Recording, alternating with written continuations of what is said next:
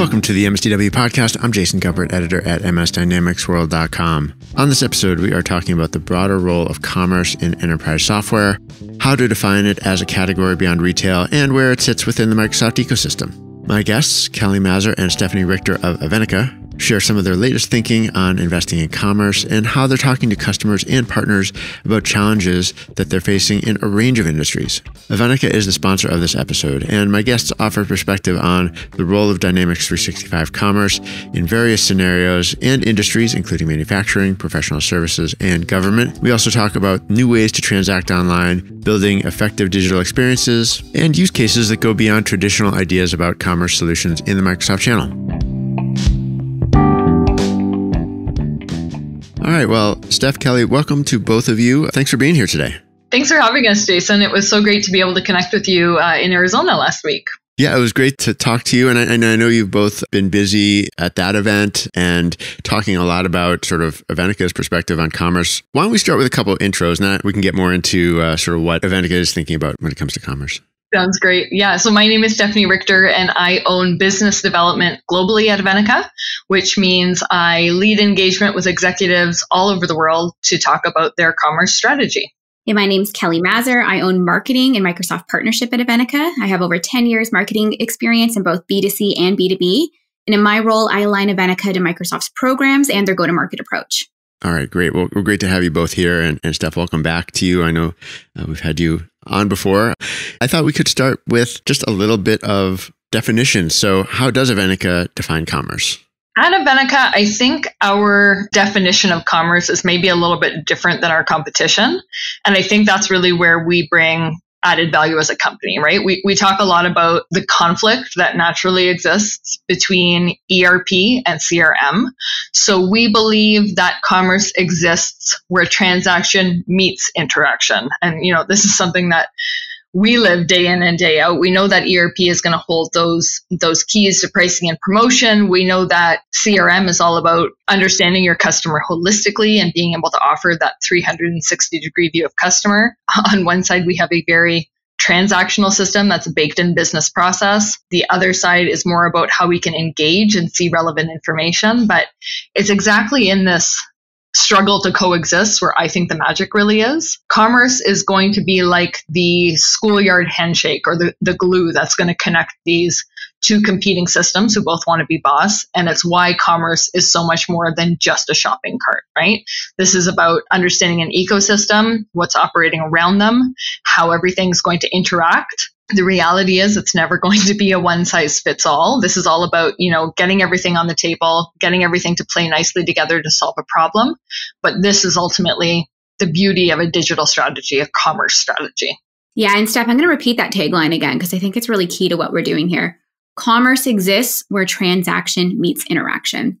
It's a really interesting perspective, and I know we're going to get into that more because there's so many different areas of enterprise software where you can kind of fit them onto that, perhaps, spectrum or into that way of thinking. As a category, commerce does offer competitive advantages. Can you talk about some of the ones that you're most focused on? Yeah, it's so interesting because in every opportunity that I work on, it boils down to what makes us different, right? And I know we've been talking about this for years, right? This is how can we differentiate ourselves in market? How can we identify what's really key for our customers that's going to separate them from their competition? And we know that each business is going to have their own unique differentiator, right? This is an ecosystem that's composed of a bunch of different systems. It's an understanding of data that's all going to combine together to drive this unfair advantage that we keep talking about. So, we talked about the struggle that inherently exists between ERP and CRM, but by using commerce as a hero product, this is all about, bringing these competing systems together. And we've had the opportunity to speak with manufacturers and supply chain customers. We've spoken at healthcare conferences, and our goal is really to always help these teams sort of understand what their boardroom priorities are and how it relates back to this unfair advantage that we keep talking about. And I find it incredibly compelling that the overarching priorities in all of these huge organizations is always the same. And what's even cooler is that there are all issues that can be resolved with commerce. These days, we're seeing an increasing need for self-service. People don't want to be on anyone else's timeline. They want access to account information with 100% accuracy and visibility. Operationally, we're looking for ways that we can reduce daily friction. New revenue is a cool one.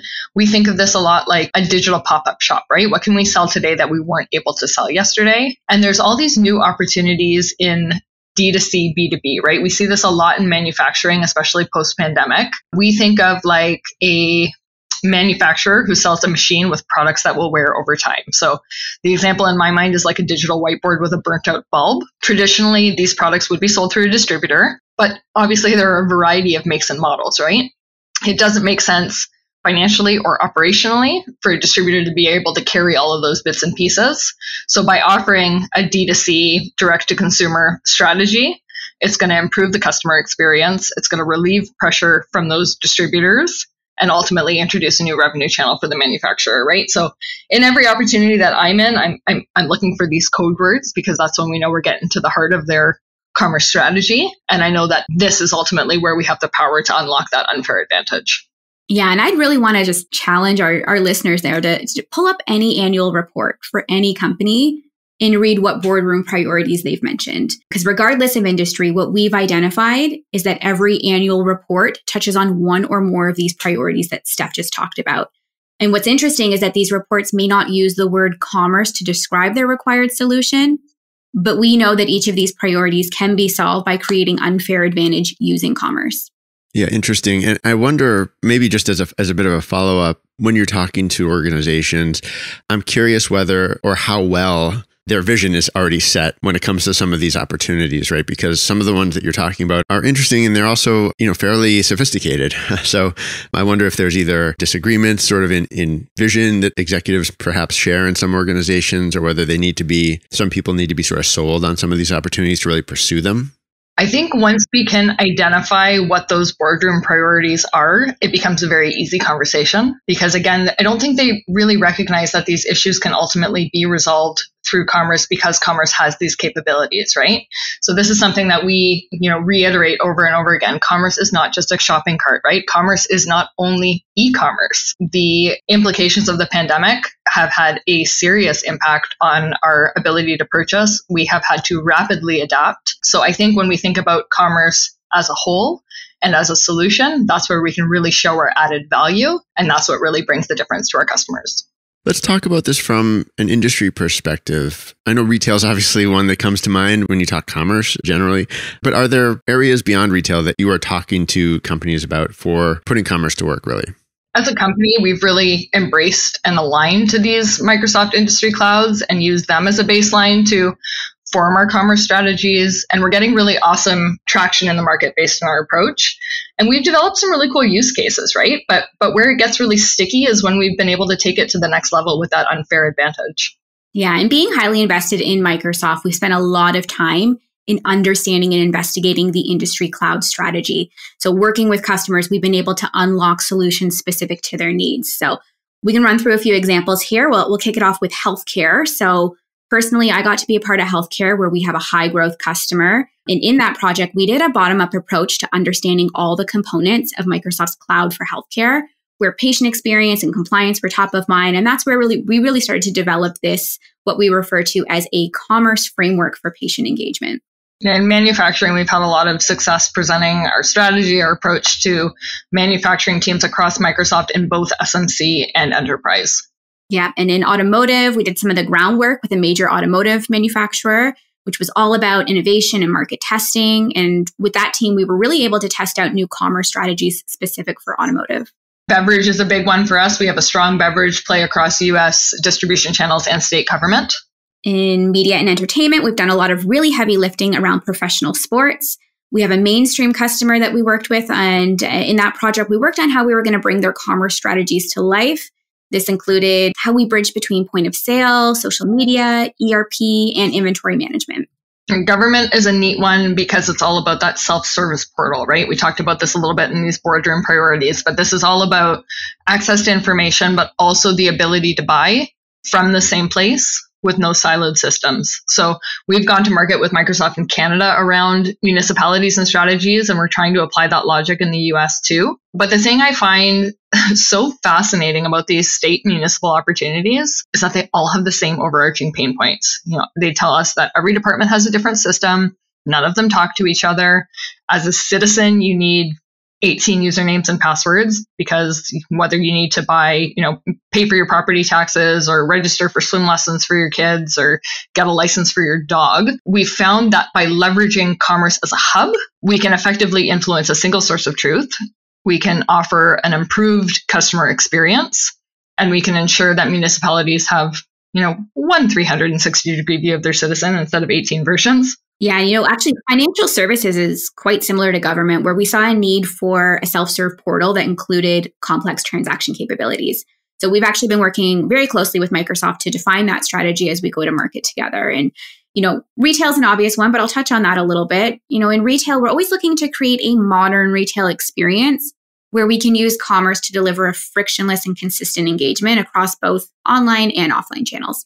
But Kelly, I think you would agree that the real magic here is that, we can respect and understand the nuances of each of these industries, but ultimately it's about defining a formula that's going to work, right? What can you replicate over and over and over again that you can be so grounded in your strategy that you can already anticipate what you're going to hear next when you're speaking with customers that are in these specific industries, right? When we use D365 Commerce as a hero product across the Microsoft ecosystem, that's when it's all about, layering in this complexity where we can leverage our E4 platform, which is our proprietary software, to amplify that customer journey, right? So that's when we can start talking about things like enhanced search capabilities or the governance that we can provide in liquor and beverage, right? So our intention as a company, as Evenica, is to root ourselves in Azure and modern tech like Redis or GraphQL to really bring this experience together for our customers.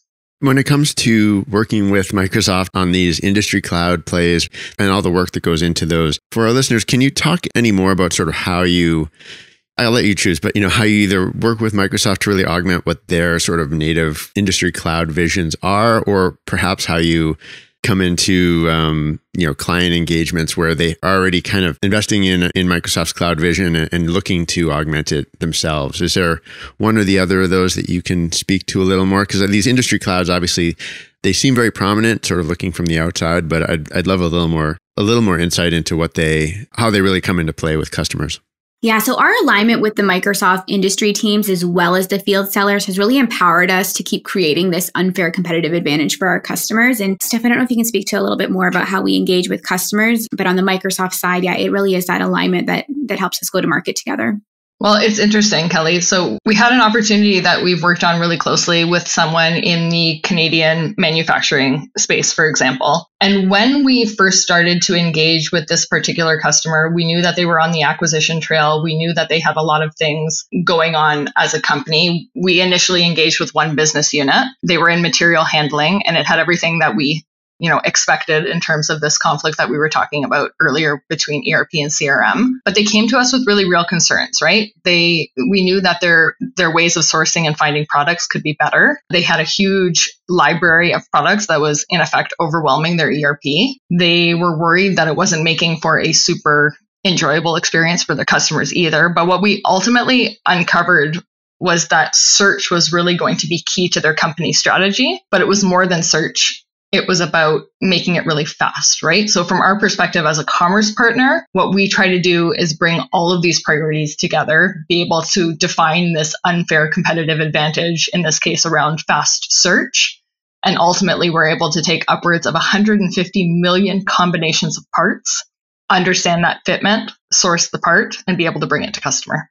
Yeah, when it comes to sort of Microsoft's ecosystem and the various products and services that are out there right now, and it's such a vast landscape if you try to take it all in at once. But how do you try to pull that all together? I know we've talked about some of your high-level outlook and some of the work that you've done in different industries. What else do you sort of use to help explain where commerce sits in this ecosystem? Yeah, well, Kelly reiterated the point earlier in this podcast where we were talking about commerce being where transaction meets interaction. And I think that's key to everything, right? When we think about commerce as a whole, we recognize where those transactions happen. We recognize where the interactions happen. We recognize all of the different products and components, or potentially ISVs for that matter, that can be used within an organization. Some of the customers we work with require some form of CPQ. Some of them have, advanced pricing models. We have a variety of ERPs we work with. Some are Microsoft, some are not. Some are legacy, some are more up-to-date and sophisticated, like F&O and Business Central. But ultimately, through cloud infrastructure, we can connect the seams. We can bring all this data together and be able to provide customer insights and be able to trigger marketing and sales actions. I think so being so deeply ingrained in the Microsoft channel, yes, we need to talk about D365 Commerce, but as a company, as Evenica, we've made a huge investment in how all of these products will work together and how we can support all the parts of the puzzle by using Commerce, right? As partners of Microsoft, we want to reiterate, there's a ton of ISVs in the market that have very specific capabilities that are going to enhance the customer experience. E4 is our commerce platform. It is rooted in Azure, but our goal with this product is to really envelop the Microsoft Commerce product and be able to extend its capabilities beyond traditional out-of-the-box scope, or give us the ability to be able to integrate to necessary platforms. Well, this has been really interesting to hear sort of the vision and how Evenica actually goes to market in the Microsoft channel and some of the technology that underlays it. Anything else you wanted to add before we wrap up? Yeah, I think our goal today is really just to inspire all of the partners, all of the customers to think about using commerce beyond retail. So over the past few years, we've had the opportunity to execute commerce solutions and develop strategies for each of the major industries and, create that unfair competitive advantage that we keep talking about. And it's really just something we want to continue to share and inspire. And, Jason, because we deal with, one piece of the big Microsoft puzzle, we really value our P2P approach, right? Which is partner to partner. We work with really awesome ERP and CRM partners in the Microsoft channel. And I love when we get to strategize together and go to market together and be able to unlock this unfair competitive advantage, right? Ultimately, it shows just how much value we can bring to each other and our customers when we can bring subject matter expertise and thought leadership, when we're able to collaborate. So thanks for the time today. We hope that our listeners found it valuable, and we look forward to getting to know lots of people in the channel if they want to talk about dynamics or P2P or how to bring these use cases to life. Yeah, it's been a pleasure. Thank you so much to both of you for your time today. Thanks, Jason. Thanks, Jason. This has been another episode of the MSTW podcast. My thanks once again to Kelly and Stefanie for joining me today. For more information, you can contact Evenica online, evenica.com/contact. We also have a link in the show notes for more information on Evenica's work. And that's it for this episode. If you want to get in touch with me, you can send me an email, jgumpert@msdynamicsworld.com. And for all of our updates, please do follow us on LinkedIn or on Twitter. Until next time, this is MS Dynamics World, signing off.